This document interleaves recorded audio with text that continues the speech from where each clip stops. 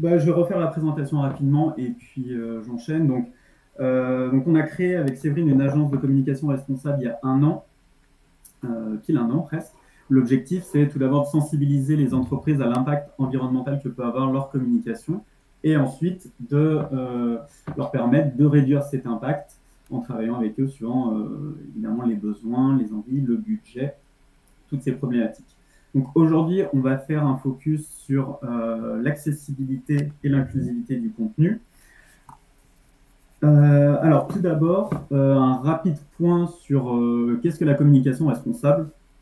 Donc l'ADEME, elle définit 3 piliers pour la communication responsable. Les enjeux, tout d'abord. Donc ça va être de communiquer sur les enjeux et les engagements qui sont en lien avec la responsabilité sociétale des entreprises. Donc ça va être les engagements que prend l'entreprise pour, par exemple, réduire son impact sur l'environnement, améliorer la vie en entreprise. Donc ça va être communiquer sur ces enjeux. Ça peut être aussi une communication plus large sur l'impact que peuvent avoir ces produits, ces services, ce genre de choses. Le deuxième point, ça va être la transparence. Donc chaque message se veut authentique, sans mettre le ou la consommatrice, l'utilisateur, dans une mauvaise position. Un peu des fois ce qu'on peut appeler les dark patterns, on y reviendra dessus. Et évidemment remettre de l'éthique dans sa communication, revoir ses messages communicationnels, les messages qu'on veut vraiment faire passer. Et enfin, l'éco-conception, ça va être d'éco-concevoir ces supports de communication, que ce soit des supports physiques ou numériques, et d'être sensibilisé sur l'impact qu'ils peuvent avoir sur l'environnement, mais aussi sur la société. Donc nous, ce qu'on va voir ce soir, ça va être l'accessibilité et l'inclusivité de ce contenu. Donc avoir un contenu qui soit plus accessible et inclusif, c'est réfléchir en fait à tous les publics, à tout le système autour de votre entreprise, de vos services, de vos produits. La communication, elle peut atteindre en termes de public, et évidemment sans en exclure une partie. Ça peut être alors volontaire, c'est un petit peu bizarre, mais ça peut être involontaire d'exclure une certaine partie de ces publics. Il faut vraiment, en tant que communicant et plus largement en tant que partie prenante de l'entreprise, en tant que salarié ou dirigeant, de savoir à qui on s'adresse, qui sont vraiment les personnes avec qui on est en lien, et d'ajuster sa communication. Donc pour nous, la communication, mais ça peut aussi être l'élaboration de son service ou de son produit. Donc évidemment, cela concerne l'utilisation du produit et du service, la compréhension, comment est-ce qu'on va interpréter la communication, comment on va interpréter les documents que l'entreprise peut mettre à disposition, et aussi la perception. Une fois que, surtout dans la communication, on peut avoir un objectif au début de transmettre un message, mais suivant la perception des personnes, ce message peut être un peu erroné. On vous a mis deux statistiques. Il y a environ 35% de la population française en 2015 qui a fait face à une situation de handicap permanent ou temporaire. Donc temporaire, ça peut par exemple être une jambe cassée, un bras dans le plâtre, et on a un handicap temporaire et il va falloir qu'on adapte sa vie pendant quelques semaines, quelques mois, parfois plus longtemps. Et également, une autre statistique, pour sortir du spectre du handicap, enfin, comme on l'entend plus généralement, il y a aussi 13 millions de personnes qui ont plus de 65 ans en France. Donc c'est aussi une population. Le handicap, ça ne peut pas être forcément un handicap aussi visible. 80% des handicaps sont invisibles, que ce soit des handicaps sur de l'attention ou handicap intellectuel. Donc il faut aussi penser, parfois, quand on a une entreprise, on a eu un cas client où on s'adresse principalement à des seniors, il faut savoir adapter sa communication par rapport à ces particularités. Pour entrer plus brièvement dans le sujet, alors on va avoir trois parties. Donc là, sur le design graphique. Ensuite, on va voir sur la rédaction de contenu, comment rédiger des contenus qui soient plus inclusifs. Et en dernier, une partie sur l'accessibilité du web. On a décidé en trois parties, et bien sûr, si on a du temps, non, je pense qu'il devrait en rester, on pourra faire une séance de questions-réponses. Alors, pour les créations graphiques, quand on crée un visuel, généralement, on va jouer sur la perception, et comme j'ai dit précédemment, tout le monde n'a pas la même perception. Un exemple assez concret, c'est surtout sur les couleurs. Donc là, je vous ai mis un exemple de dégradé avec un fond uni. En fait, il faut savoir que qu'il y a environ 10% de daltoniens dans le monde, de personnes touchées de daltonisme, et pour une certaine partie d'entre eux, Mais en fait, ce dégradé, c'est une seule et même couleur. Donc, il faut faire attention quand on fait son choix de couleur, notamment quand on crée son entreprise, quand on fait une refonte de sa charte graphique, ce genre de choses. Il faut faire attention aux couleurs qu'on peut utiliser. Parce qu'il y a certaines couleurs, si elles sont trop proches dans le spectre du daltonisme, et ben, ça peut revenir à une couleur unique et gêner évidemment la compréhension. On vous a mis un outil qui est très bien fait par Adobe, color.adobe.com, qui permet justement de tester les couleurs que vous avez. Il y a toute une. Alors, la majeure partie de color.adobe, ça vous permet de créer une palette de couleurs, de pouvoir sélectionner des couleurs, des relations entre elles.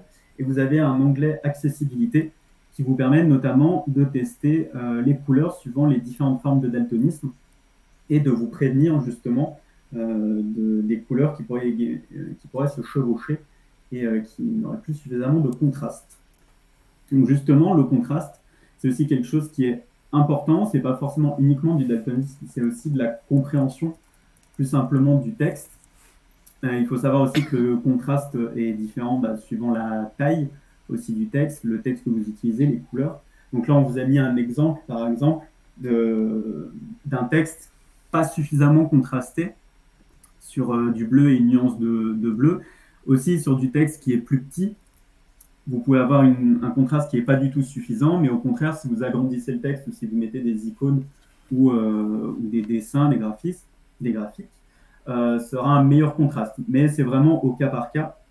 Il y a un référentiel qui existe au niveau du web qui a été fait par le consortium web, W3C, qui justement répertorie plein de cas et de conseils sur l'accessibilité du web, on verra à la fin, mais notamment sur les recommandations du contraste. Et sur le site de color.adobe.com, vous avez toutes les infos justement pour pouvoir tester une couleur sur l'écriture et le fond. Donc je vous recommande vraiment d'utiliser cet outil. Il y en a d'autres qui existent, mais je vous en ai listé qu'un seul ici pour moi, vous avez tout au même endroit, c'est plus simple. Donc de même sur les icônes, quand vous utilisez des couleurs qui sont trop proches, il faut veiller à avoir un meilleur contraste. Ça peut nuire à la compréhension et parfois à l'utilisation également de votre service web. Si vous développez une application ou un site et par exemple sur les boutons, le texte du bouton est trop proche de la couleur d'arrière-plan, on ne va pas comprendre que c'est un bouton, donc ça peut gêner à cette compréhension. Également pour les polices d'écriture, si jamais vous avez des questions en cours de route, n'hésitez pas d'ailleurs à soit les poser dans le chat, soit à lever la main. Il y a un petit bouton pour lever la main et on s'arrêtera et on en discutera. Pour les polices d'écriture, donc il faut vraiment faire attention sur ce genre de choses. Pour avoir vu énormément d'exemples au fur et à mesure des années, il faut savoir choisir des polices qui soient adaptées au profil des personnes. Par exemple, là, le premier texte, c'est 2 lignes en soi. C'est une police qui s'appelle Luciole, qui a été spécialement développée pour les seniors, et justement, qui a une particularité, donc qui est déjà une police sans empattement, qui est préférable pour avoir une meilleure compréhension du texte, mais également un interlettrage qui est assez espacé pour permettre un meilleur contraste et un meilleur confort de lecture. C'est une police qu'on a utilisée avec un client qui justement avait un projet de développement un peu sportif et de regain d'autonomie pour les seniors. Donc c'est une police qu'on a adaptée, qu'on a utilisée pour tous les flyers, tous les documents qui seraient directement en lien avec les seniors pour justement avoir cette meilleure compréhension, ce meilleur confort visuel. Aussi sur la police, il faut savoir ajuster la taille au support. Ce que je vous conseille vraiment quand vous faites par exemple des supports print, supports papier, c'est de faire des épreuves. Donc vous imprimez une fois votre document ou une autre fois suivant les retours que vous avez pour vous rendre compte du visuel. Généralement, quand on travaille toujours sur ordinateur, on ne se rend pas toujours compte de la taille finale et au final on envoie en impression au dernier moment pour 50 impressions d'un flyer A5 et au final on se rend compte que sur cette taille de police sur un A5, c'est pas très lisible. Donc faites attention à la taille de la police. Évitez aussi les polices qui sont trop fantaisie. Ça peut nuire vraiment à la compréhension du document. Alors ça peut paraître des fois un peu cliché, comme même le texte que j'ai mis en dessous, les scripts, les police scripts en majuscules. Malheureusement, c'est des choses que je vois énormément chez des clients ou même sur les réseaux sociaux. On pense qu'en utilisant une police un peu fantasy ou script ou tout ça, ça nous permet de nous sortir du lot. Alors certes, ça sort du lot, mais des fois pas pour les bonnes raisons, parce que c'est des visuels qu'on ne va pas comprendre, c'est des polices où on va mettre trop de temps à essayer de déchiffrer ce qu'on a voulu dire sur le visuel. Donc vraiment, garder simple, rester simple. Ça ne veut pas dire d'avoir tout le monde la même police, les mêmes visuels, mais essayer voilà, de toujours réfléchir quand vous créez un visuel, quand vous faites un choix de police ou de création, de toujours vous poser la question, est-ce que c'est vraiment lisible, est-ce que c'est compréhensible? N'hésitez pas à demander autour de vous les personnes qui sont soit dans votre service en communication ou dans votre entreprise si vous êtes tout seul, pour avoir vraiment une perception un peu plus large que uniquement la vôtre. D'une manière générale, on peut dire que les polices avec empattement, justement, ont une meilleure compréhension que sans empattement. Alors, pour les personnes qui ne savent pas, les polices sans empattement, bah, c'est par exemple celles que j'ai surlignées au début. C'est celles qui sont simples, qui n'ont pas de décoration, on va dire, pour faire simple. Les polices avec empattement, c'est Times New Roman ou par exemple celle-ci. C'est celles qui vont avoir un peu qui vont être un peu stylisées, qui vont avoir une différence de contraste suivant le trait de la lettre. D'une manière générale, donc, les polices sans empattement sont plus facilement compréhensibles, mais ça ne veut pas dire que vous ne pouvez pas utiliser de police avec empattement pour votre entreprise. Mais il faut juste savoir bien l'utiliser et avoir une taille de caractère suffisante pour éviter de confondre ou de passer trop de temps à lire. Également, ce qui peut être un choix pour votre police, ça va être les caractères qui sont un peu confus, comme par exemple le 1, le L, le I majuscule. C'est dans un texte, on ne se rend pas forcément compte, mais des fois, quand on va écrire, L va ressembler à un I majuscule s'il est en début de phrase. Le O aussi, majuscule, ou le 0. On ne sait pas trop, des fois, qui est qui. Donc faites attention à ce genre de choses, surtout quand c'est des mots qui vont être importants dans votre texte ou dans un nom, de bien pouvoir les différencier et de ne pas mettre l'utilisateur ou l'utilisatrice ou le consommateur un peu en porte-à-faux. En termes d'outils, donc la police Luciole, que je vous ai indiqué au début, qui est un exemple. Et il y a également Open Dyslexic, qui est une police d'écriture qui a été créée justement pour réduire, pour faciliter la lecture pour les personnes qui sont dyslexiques. Donc voilà, ça peut être des inspirations si jamais vous cherchez ou si vous avez des projets qui sont vraiment spécifiques à ces populations, ça peut être intéressant d'y utiliser. Ça ne veut pas dire non plus que tout le monde doit utiliser Open Dyslexic et Luciole sur son site web et ses flyers, mais ça peut être pour la culture, ça peut être intéressant de les avoir et on ne sait jamais, on peut toujours avoir un projet spécifique avec ces personnes. Est-ce que vous avez des questions déjà pour l'instant sur la partie création graphique? Si jamais il n'y en a pas, je continue. Pour continuer, un point sur les sous-titres.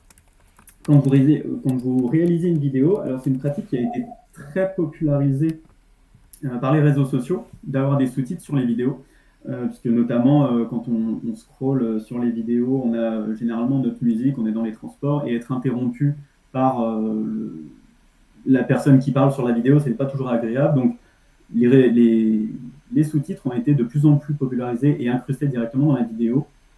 C'est quelque chose qui peut être important si vous réalisez beaucoup de vidéos, de se poser la question, est-ce qu'il y a besoin de sous-titrer ou pas? Généralement, la question est quand même oui, c'est toujours plus agréable. Même pas forcément pour les personnes qui ont des problèmes auditifs, mais même n'importe qui, d'avoir les sous-titres. Seulement, il y a quelques points d'attention à faire. Donc déjà, sur la position, je vous ai mis un screen d'un bon exemple d'incrustation de sous-titres. Quand vous mettez vos sous-titres, vous vérifiez vraiment, pensez à quel réseau social, sur quel support ça va être diffusé. Par exemple, sur Instagram, avec toute la barre d'informations sur le compte, la description, les réactions et tout ça qui sont quand même assez présentes sur l'interface, de faire attention à décaler vos sous-titres pour pas que ça se superpose avec un autre texte. De la même façon sur TikTok ou sur YouTube. Au niveau du contraste, donc c'est pareil, quand vous intégrez vos sous-titres, essayer de les mettre dans un cadre dans un cadre noir, par exemple, et avec le texte écrit blanc ou inversement. Parce que de mettre uniquement, ça se voit énormément sur les vidéos, d'avoir un texte blanc uniquement.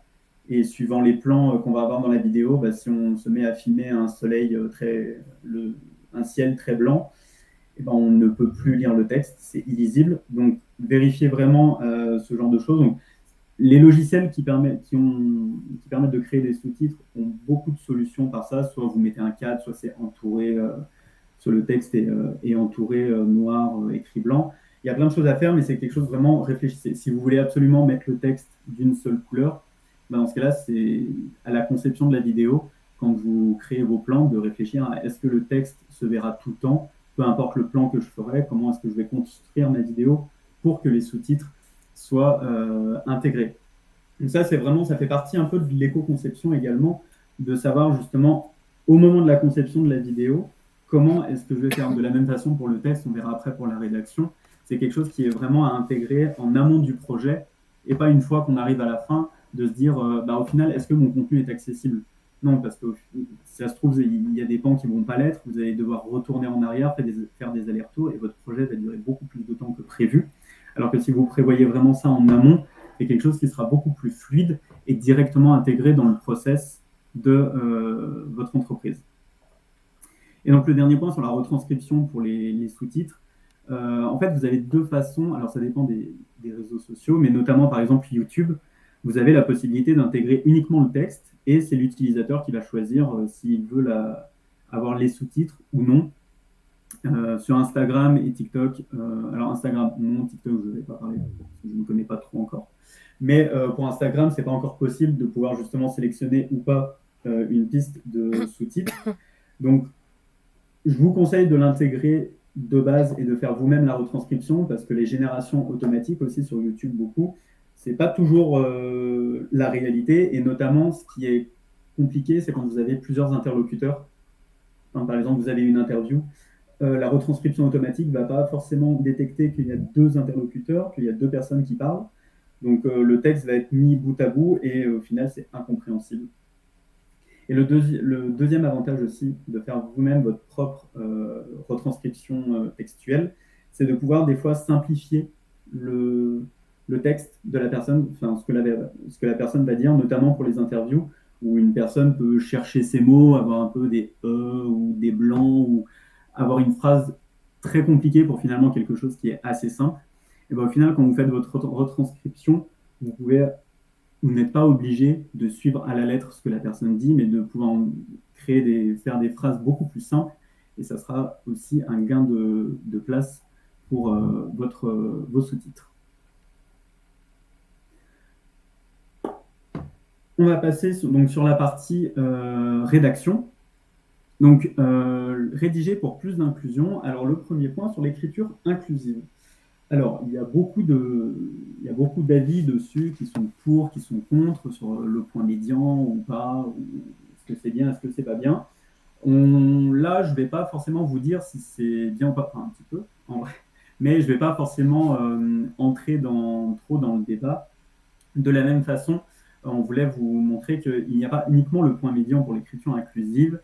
Vous pouvez utiliser le point classique, vous pouvez utiliser le tiret. Alors le débat un petit peu entre les trois façons, c'est surtout au niveau des personnes dyslexiques. Ce qu'il faut savoir, c'est que l'écriture inclusive, son objectif quand même est d'inclure plus de personnes dans le texte, notamment sur la féminisation des phrases, enfin de ne pas oublier les 50 autres % de la population. Mais il ne faut pas oublier que ça peut discriminer aussi certaines personnes, notamment les dyslexiques, qui, en fait, dans un mot, vont mélanger les lettres, vont mélanger les lettres, d'avoir des points ou des tirets ou des slash ou autres caractères. Ça peut rendre la lecture du texte beaucoup plus compliquée. Donc, alors, il semblerait que utiliser, par exemple, un tiret au lieu d'un slash ou d'un point, ça faciliterait, mais c'est vraiment des premières approches. Il n'y a pas encore beaucoup d'études qui ont été faites là-dessus. Donc voilà, encore une fois, connaissez votre public, sachez à qui vous adressez pour choisir la meilleure façon. Mais par exemple, l'écriture inclusive, ça peut être de choisir de changer la formulation, de dire plutôt les Françaises, les Français et les Françaises, au lieu d'utiliser le point médian. Ça peut être le ou la française, c'est une ancienne règle qui était d'accordé avec l'article qui est le plus proche. Ou alors vous pouvez changer votre façon de rédiger et au lieu de dire les Français, les Françaises, la population française. Vous pouvez essayer de changer la formulation de votre texte, de vos mots, pour un peu neutraliser, rendre plus neutre la formulation de votre phrase et aux finalités du texte. Comme référence, je vous mets une vidéo sur YouTube qui a été faite par Syllabus. Donc, l'écriture inclusive a-t-elle un intérêt? Quelle preuve? C'est une vidéo que je recommande vraiment de regarder. Elle n'est pas très longue, elle dure 20 minutes à peu près, il me semble. Et c'est vraiment un point de vue scientifique sur la question de l'écriture inclusive. Et même moi, personnellement, pour m'être un petit peu renseigné en amont et avoir vu cette vidéo, ça ouvre vraiment la réflexion dessus. Parce que, justement, comme j'ai dit, c'est vraiment un point de vue scientifique. Donc, par exemple, il montre notamment quand on fait une interview auprès de personnes et qu'on va leur dire, par exemple, citer des chanteurs français, donner une liste, par exemple, de 10 noms de chanteurs français. Et quand on va demander à d'autres personnes de dire 10 noms de chanteurs ou de chanteuses français ou françaises, ben on se rend compte qu'on a vraiment que les gens, rien qu'en disant le nom chanteuse française, vont donner beaucoup plus de noms féminins que dans le premier cas. Donc en fait, on se rend compte, et plein d'autres expériences ont été faites, notamment sur des formulations de phrases, où on se rend compte qu'au final, le masculin au pluriel n'est pas neutre. Le masculin au pluriel, finalement, est masculin. Et même dans l'inconscient des personnes, c'est ce qui se produit. Donc il y a d'autres exemples, ce qui est fou, par exemple avec l'IRM, où on formule des phrases. Par exemple, c'était de mémoire, ils avaient faim, enfin, ils sont allés au self, quelques-unes avaient faim, ou ils sont allés au self, quelques-uns avaient faim. Et en fait, on se rend compte que, par exemple, dans la première proposition, en mettant quelques-unes, on arrive à savoir dans le cerveau par rapport à quelle réaction, est-ce que c'est une faute d'accord ou une faute de sens, par exemple. Est-ce que le cerveau s'attendait à avoir quelques-unes derrière ou est-ce qu'il s'attendait à avoir quelques-uns? Donc voilà, je recommande vraiment cette vidéo. Elle est hyper intéressante, allez la voir, ça vous ouvrira beaucoup de possibilités, je pense, et ça vous éclairera beaucoup sur le sujet. Pour continuer sur la rédaction, on va prendre trois cas. Les emojis, notamment. Alors, il faut faire attention quand vous mettez des emojis dans vos phrases, notamment sur les réseaux sociaux, ça se fait beaucoup. Pour plusieurs raisons. La première, c'est que les lecteurs d'écran, pour certains, vont lire en fait qu'est-ce que c'est comme emoji. Donc, par exemple, point d'exclamation, point d'interrogation, l'emoji en carré, ou alors visage souriant aux yeux rieurs. Dans une phrase, ça peut un peu surprendre quand on l'entend, mais de la même façon, des emojis au milieu d'une phrase, ça gêne toujours un peu la compréhension. Préférez une utilisation qui soit soit en début, soit en fin de phrase, parce que ça surprendra beaucoup moins le lecteur, même pour des personnes qui n'utilisent pas de lecteur d'écran. Et également, un emoji ne doit jamais remplacer un mot. Alors, ça se fait de moins en moins, mais il y en a toujours sur les réseaux sociaux, notamment LinkedIn, dans des posts qui sont assez longs, où on peut être tenté d'ajouter des emojis pour aérer le texte et le rendre un peu plus sympa, on va dire. Utilisez-les avec parcimonie, ça peut être très bien, mais voilà, ne remplacez jamais un mot par ça, parce que vous ne savez pas vraiment, encore une fois, c'est une question de perception, vous ne savez pas comment ça va être interprété par des lecteurs d'écran, ou alors juste par une personne lambda, autre que vous. Pour les polices d'écriture, pareil, il y a certains sites qui proposent justement d'avoir des polices différentes sur LinkedIn ou sur Instagram pour avoir du texte en gras, des caractères qui soient différents, une impression différente. Alors ces textes ne sont pas toujours accessibles, encore une fois, aux lecteurs d'écran. Donc c'est des textes qui peuvent tout simplement être ignorés. Donc en fait, vous pouvez avoir par exemple toute votre intro, elle est en gras, et ben au final, pour un lecteur de texte, c'est pas affiché. De la même façon, ça peut ne pas s'afficher correctement sur les différents appareils ou différents ordinateurs. Donc faites très attention avec ça, c'est quelque chose qu'on ne recommande pas forcément à l'usage. Donc encore une fois, gardez les choses simples. Et au niveau du vocabulaire, alors, je ne sais pas si vous connaissez le FALC, c'est facile à lire et à comprendre. Donc c'est en fait plusieurs techniques qui permettent de simplifier un texte pour le rendre plus compréhensible, alors notamment pour les personnes handicapées au niveau intellectuel, mais ça peut être aussi pour tout le monde, on verra plusieurs exemples après. Les grandes lignes, généralement, c'est de changer des formulations, avoir des phrases qui soient plus courtes, utiliser des mots qui sont beaucoup plus courants. La forme active et passive, on y viendra juste après pour un exemple pour ceux qui voient mal, et également faire attention aux coupures de mots, notamment les césures dans les textes, ou quand vous justifiez un texte, notamment sur le web ou sur des longs textes, faites attention toujours où se fait la coupure dans la phrase, parce que ça peut être, si on met du temps à lire, ça peut changer totalement le sens. En termes d'outils, donc vous avez le Good Design Playbook qui a été fait par Seb, qui est hyper intéressant. Il est disponible sur leur site, enfin sur le site du groupe Seb.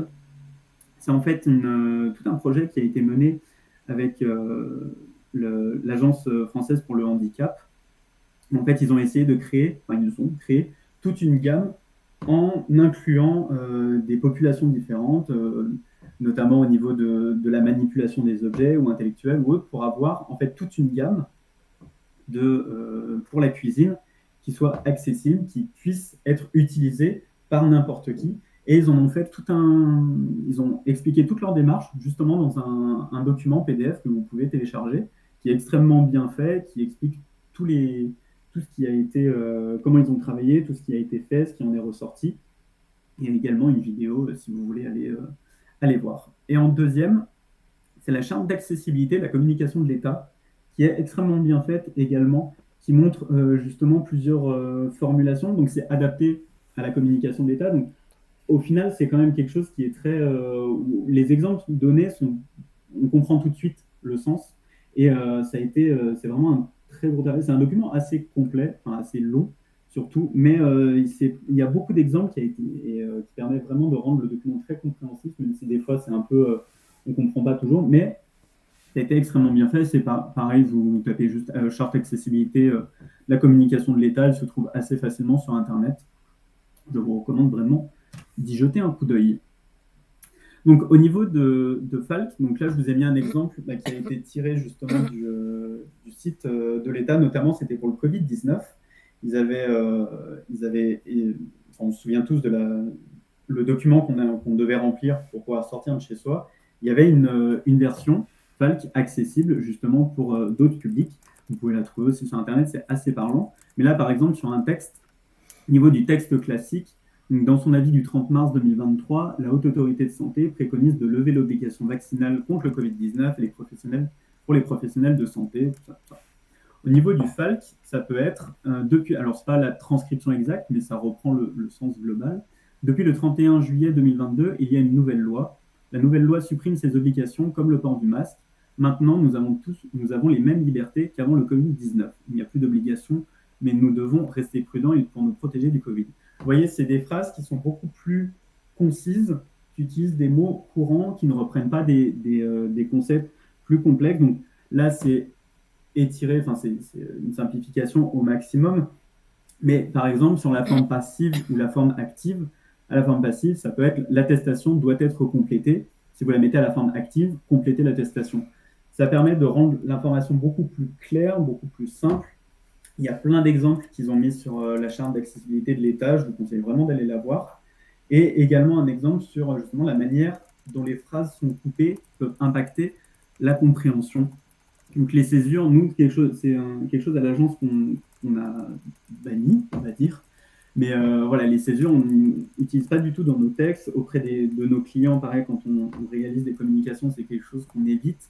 Et de la même façon, de faire attention à où est-ce qu'on coupe la phrase. Donc là, sur le deuxième exemple, la phrase est, voilà, elle est coupée au bon endroit. Mais si vous coupez, par exemple, juste après son, ça vous fait la manière dont les phrases sont. Vous devez aller à la ligne pour avoir la suite de la phrase.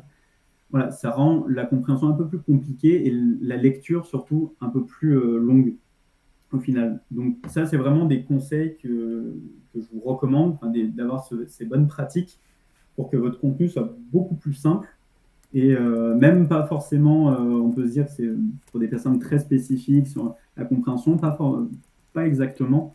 Au final, quand vous voulez vous adresser à un public assez large, même n'importe qui, c'est beaucoup plus agréable à la lecture d'avoir cette formulation.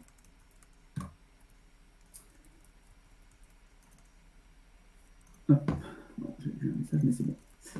Et enfin, pour terminer sur le numérique, alors éco-concevoir ces services web, donc on va voir deux, trois choses justement pour...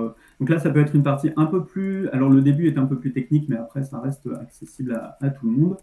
Notamment, alors l'attribut alt. Donc en fait, quand on en développement, l'attribut alt, c'est un texte qui va permettre de décrire une image ou un icône, un logo. Et en fait, elle ne sera pas affichée directement quand on sera sur la page web, mais elle peut s'afficher quand on laisse la souris sur l'image ou alors avec un lecteur d'écran ou pour les crawlers. Les crawlers, c'est les robots des moteurs de recherche qui vont scanner votre image et eux, tout comme les personnes malvoyantes, ne voient pas forcément les images. Donc, ils vont avoir besoin de ce texte pour savoir à quoi l'image sert, qu'est-ce qu'elle représente. Donc voilà, la balise alt, ça peut être une courte phrase comme un peu plus longue pour expliquer, montrer, décrire ce que vous avez mis, l'image, si elle est importante. En revanche, si l'image ou l'icône n'apporte aucune valeur ajoutée au texte, ne gênant rien à la compréhension si elle n'est pas là, il y a ce qu'on appelle la balise Area Hidden. En la mettant en dessous, ça veut dire, quand le lecteur d'écran va passer ou le crawler, qu'en fait, cette image n'apporte rien, il n'y a aucun intérêt de l'indexer, c'est purement décoratif. Voilà pour rapidement sur Alt. Il y a beaucoup de choses qu'on peut voir autres sur la partie développement, mais c'est quand même assez spécifique, donc on ne rentre pas trop dans le détail pour ça. Enfin, plutôt pour une autre fois peut-être.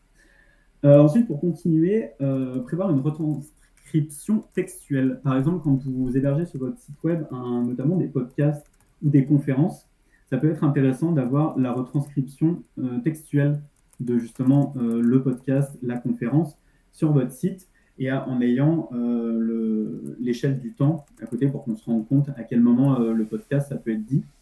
Il y a un exemple, il me semble, si ça n'a pas changé, sur le site de Jean-Marc Jancovici, sur ses conférences, notamment, il y a la conférence en vidéo et ensuite la retranscription textuelle.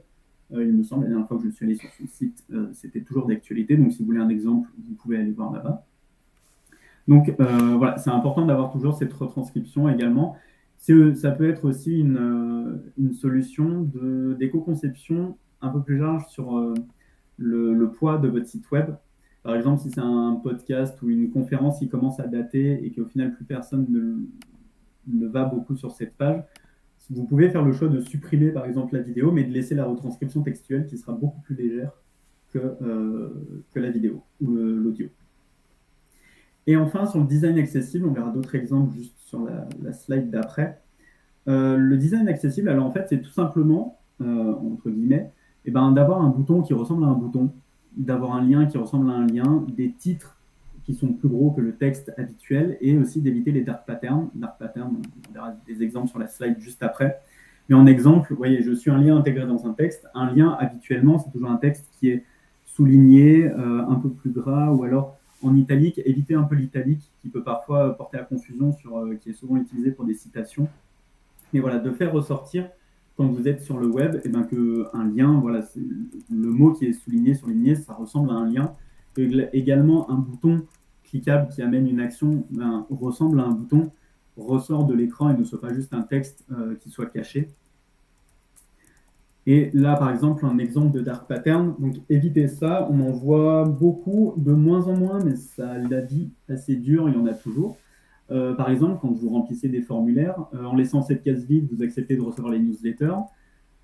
Voilà, si on ne fait pas attention, on peut on peut décider de la laisser vide, ou alors inversement, si on a l'habitude de cocher pour dire que je veux me désinscrire, et en fait, vous allez cocher, mais ça va indiquer que vous êtes inscrit volontairement.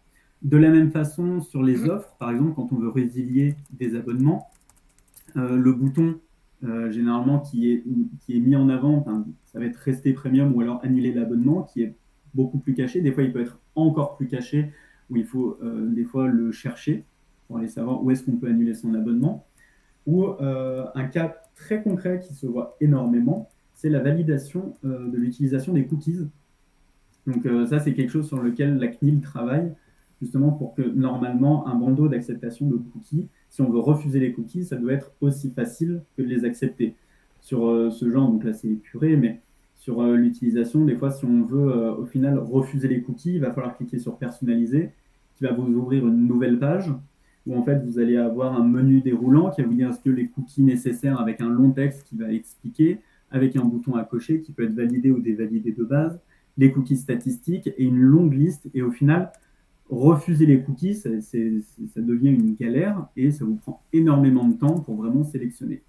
Donc c'est ça ce qu'on appelle les dark patterns, c'est des choses qui vont mettre l'utilisateur, l'utilisatrice un peu en porte-à-faux et l'amener à faire une action qu'on veut, mais que l'utilisateur ne veut pas au final. Donc voilà, veillez vraiment à faire attention à ce genre de choses. Et pour moi, j'ai terminé. Donc voilà, comme on vous a mis, à vous de passer à l'action. Je peux vous rappeler, si vous voulez, les quelques références que je vous conseille. Mais voilà, faites de votre mieux. En tout cas, il y a pas mal d'informations sur Internet, avec les différentes ressources, la charte d'accessibilité de l'État, le design, Good Design Book de Seb. Vous avez également pour le web, alors c'est un bon référentiel, mais il est un petit peu imbuvable quand on ne fait pas de développement, mais le référentiel du W3C, c'est une énorme page web avec plein de recommandations et qui est quand même assez technique, donc pour le coup, qui n'est pas très accessible à tout le monde, mais il y a quelques sites qui essaient de justement le rendre plus digeste, mais ça reste quand même assez professionnel et orienté sur les professionnels de la communication et du web. Il y a beaucoup de pratiques en fait qu'on peut mettre en place uniquement en touchant au code de son site web et pas uniquement en tant qu'utilisateur, enfin, en tout cas pour les communicants qui actualisent un site directement en ligne. Donc voilà, il nous reste un petit peu de temps. Si vous avez des questions un peu plus précises sur certains aspects que j'ai vus, n'hésitez pas. Je peux mettre les références dans le chat si vous voulez. Et puis voilà.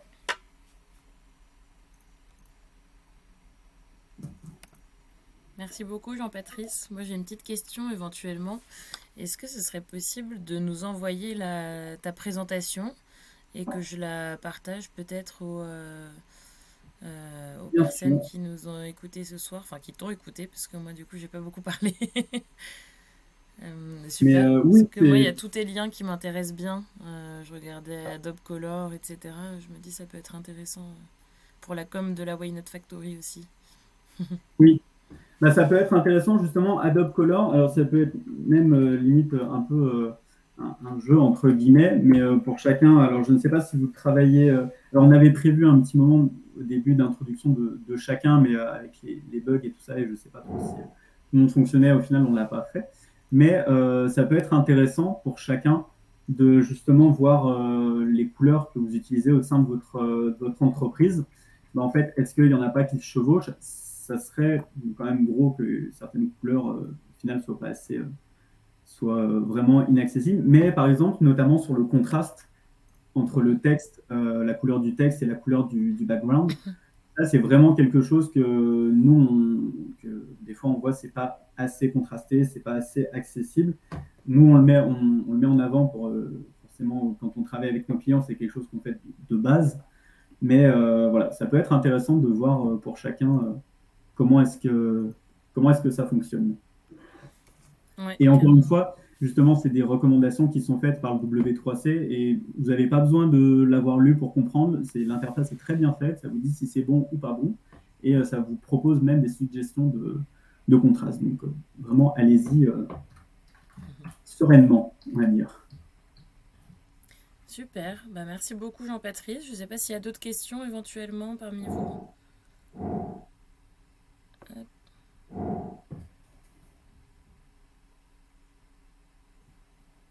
Ah, bah, tout le monde doit filer. Bon, on va peut-être s'arrêter là. Et puis, ce que je ferai, c'est que je vous transmettrai la présentation de Jean-Patrice dans ce cas-là. Et si jamais aussi vous voulez une mise en relation, parce que Jean-Patrice, il a une agence de communication qui s'appelle Mimétique, t'en as pas beaucoup parlé. je peux aussi vous Bien, faire bien. des mises en relation sans souci. Donc n'hésitez pas. Bon, merci beaucoup Jean-Patrice. Et puis, T'en prie. bonne fin de journée, à très vite. Et merci Merci, à à bientôt. tous. Merci à tous. Bonne soirée, ciao. Bonne Ouais, soirée. Au revoir.